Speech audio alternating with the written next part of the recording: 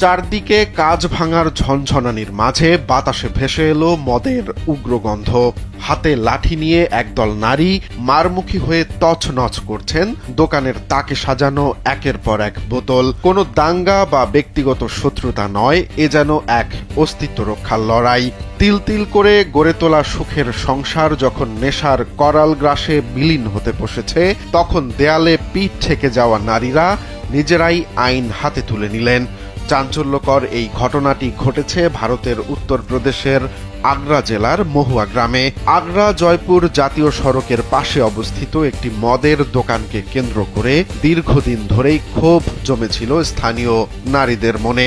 তাদের দাবি, হাতের কাছেই মদ পাওয়ায় ঘরের পুরুষরা চরম নেশাগ্রস্ত হয়ে পড়ছে।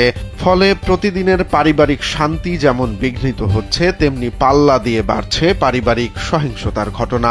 ভুক্তভোগী নারীদের অভিযোগ, স্থানীয় প্রশাসনের কাছে এই দোকানটি সরানোর জন্য বারবার দাবি জানানো হলেও কোনো কাজ হয়নি।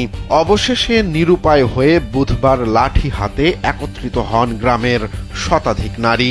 দোকানে ঢুকে অতর্কিতে হামলা চালিয়ে মদের শত শত বোতল ভেঙে গুঁড়িয়ে দেন তারা। মুহূর্তে পুরো এলাকায় বিশৃঙ্খলা ছড়িয়ে পড়ে।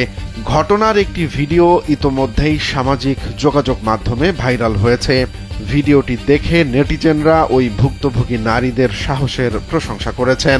আবার কেউ কেউ আইন নিজের হাতে তুলে নেয়ার ঘটনায় বিস্ময় প্রকাশ করেছেন।